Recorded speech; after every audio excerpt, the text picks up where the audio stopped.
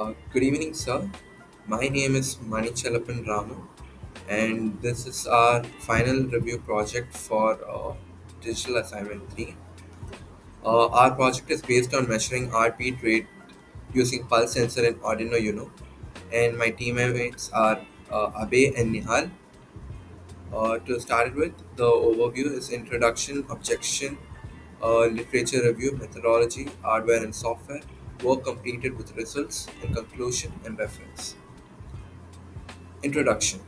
The pulse sensor detects the changes in blood flow caused by the heart's contraction and converts them into an electrical signal.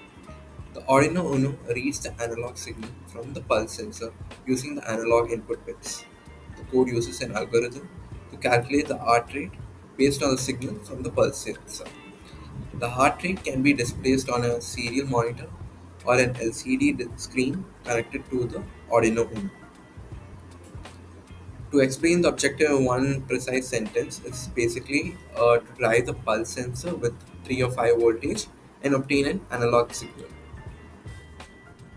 The methodology of our project is the pulse sensor gives an analog signal which is driven with a 3 or 5 voltage, and the signal is read by the pulse sensor and transmitted to the Arduino, and the heartbeat rate and the BPM is calculated and displayed in the LCD display.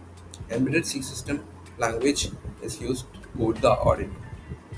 Hi, I'm Nihaal, and I'll be explaining the code for the Arduino project.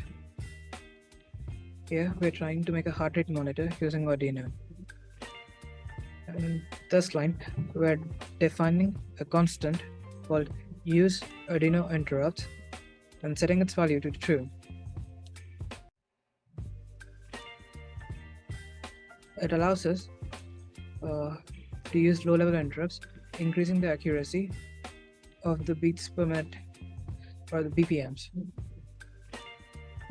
Then we're including the two libraries, liquid crystal i2c.h and pulse sensor playground.h. These two libraries allow us to interface the pulse sensor and the LCD display. Here, we're creating the constant pulse wire and setting its value to 0, which means that the pulse sensor is connected to analog input 0 on the Arduino board. Next, we are creating the constant alert LED and setting its value to 2, which means that the LED is connected to the digital pin 2 of the Arduino board. Here, we're declaring the threshold value. Next, we are creating a pulse sensor playground object called the pulse sensor. Next, here we are creating an instance of liquid crystal I2C called LCD. Here we're defining the number of columns, number of rows, the details about the LCD.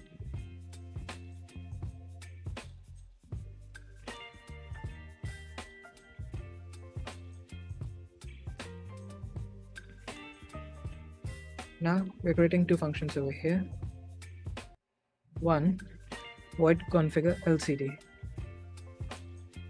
Configure LCD function initializes and clears the LCD display and turns on its backlight.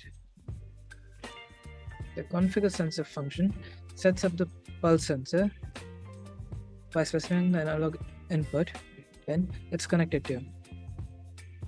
Setting it to blink the built-in LED on each pulse and setting its threshold value.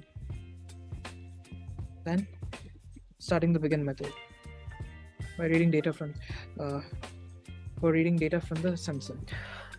Hello, I'm Abhay Krishna. I'll be explaining the hardware of our project, and this is the video of the hardware we did.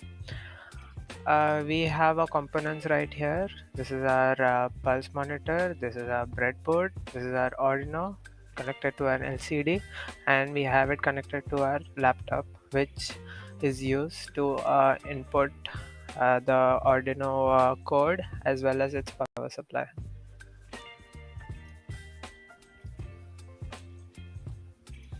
This is our Arduino board, and this is our LCD display. Now we have random values displaying here even though the pulse meter is not connected anywhere, because there are slight variations happening to the pulse monitor because it is kept at a very idle position right now. This is our breadboard, which we have connected our Arduino as well as our LED. Now our project is in such a way that if the pulse recorded, the reading of it is above 130, it starts to indicate that the reading is pretty high for a normal human being. That is our project for now, and for that we have programmed the Arduino in such a way that if the reading is above 130, the LED will glow. So the connections here are, there is a resistor and there's an LED. The color of the LED is red. The resistor is here, since the input voltage of a normal laptop is around 5 volts, so that much is not required for an LED to glow. Sometimes it might get fused, so we use an resistor to limit the input voltage. This is the LED and this is the resistor.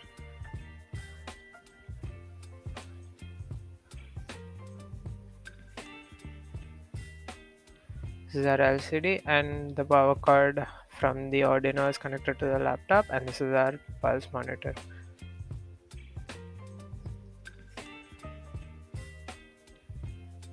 Now here I'm trying to put a sample input, which is my own finger, to check if the readings come or not.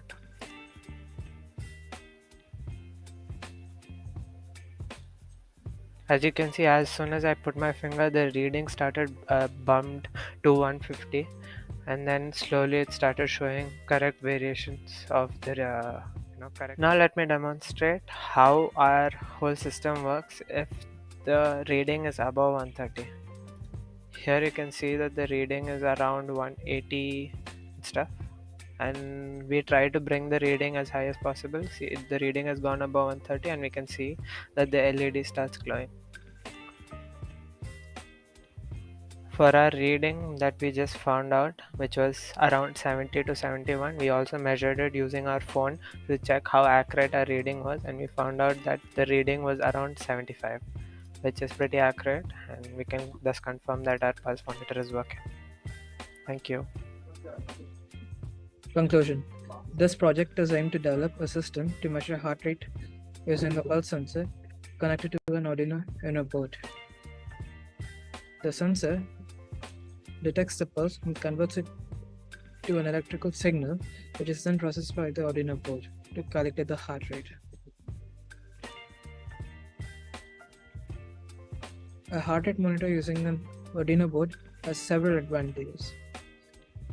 It is relatively inexpensive compared to other heart rate monitors in smartwatches. It is also very portable and easy to use.